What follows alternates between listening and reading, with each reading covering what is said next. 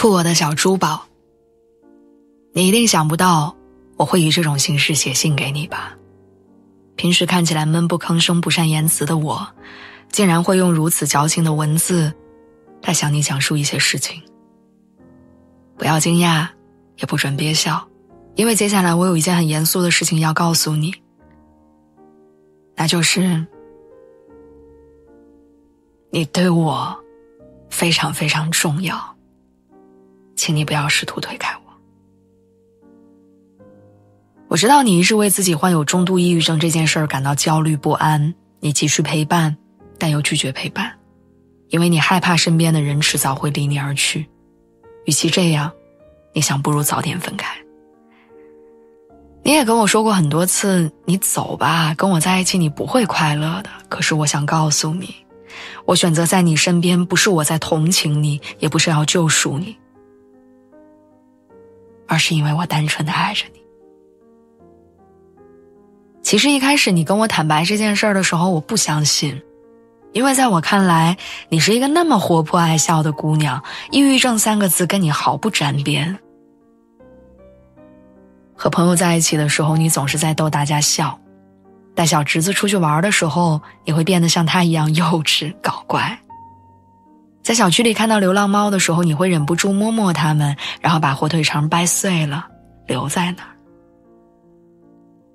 你说你这样可爱又善良，你怎么会得抑郁症呢？我不明白。直到表白的那天，你突然很严肃地跟我说，谢谢你喜欢我，但是我有重度抑郁症，跟我谈恋爱会是一件很累很累的事情。我承认那一瞬间我有被震惊到，不是因为这个病症，而是因为你的坦诚跟认真。我当时说，我不在乎那些，只要是你就行。现在我仍然想告诉你，我不在乎那些，只要你愿意让我在你身边就行。跟你在一起这件事情，我从来没有后悔过。你还记得我们一块儿去三亚吗？为了看日出，我们凌晨3点就在海边等着。天刚蒙蒙亮的时候，你突然站起身来，拍了拍身上的沙子，然后一个人朝着海边快步走去。其实那一瞬间我特别害怕，我特别怕你会一直往前走，然后直到消失。但我不敢叫住你，因为我担心这样反倒会让你误会，让你难过。还好走了几步之后，你回头看着我，然后笑着跟我摆摆手说，快来给我拍照啊。我从来不迷信，但那一刻我把我想到的神佛都感谢了个遍，我谢谢他们没有把你带走。最后拍出来的那张照片，你笑得很开心，但你不知道的是，其实我更开心，因为就在那一刻，我差点以为我就要失去你了。后来有段时间，我明显感觉到你情绪的低沉，有时候你会很长时间不跟我说话，一个人窝在沙发上掉眼泪，问你什么都不说。有时候我提醒你吃药，你会突然发火，然后对我恶语相向。有时候你也会突然问我，人活着有什么意思？虽然我害怕的是有一天晚上你说你睡不着，想一个人去阳台上透透风，可是过了5分钟，你还没有回来，甚至你没有发出任何声响。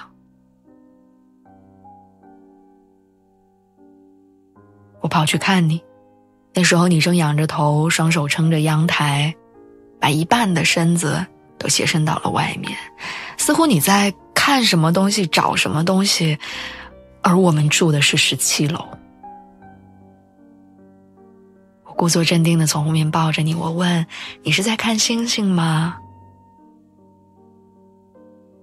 你愣了一下，然后什么都没说。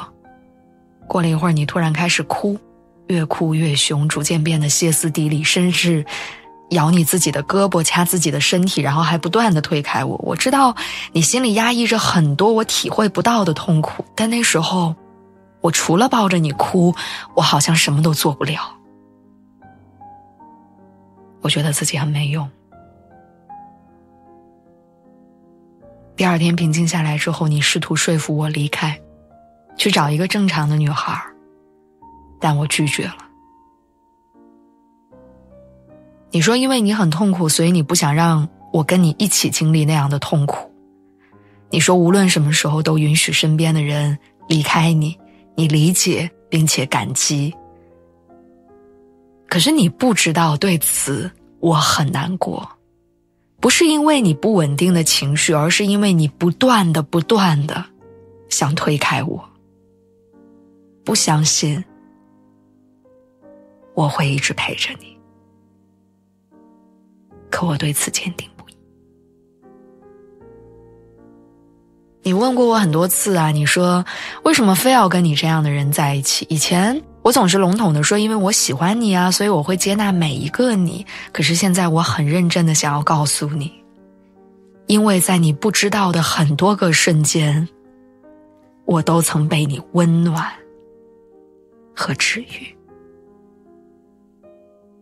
也许在别人眼中你是需要被照顾的那个，但事实上我清楚地知道，我正被你温柔以待。你不必担心会伤害我，也不必害怕会辜负我。如果说每一个人都注定要经历一段不那么快乐的日子，那我希望陪你走过那段路的人是我。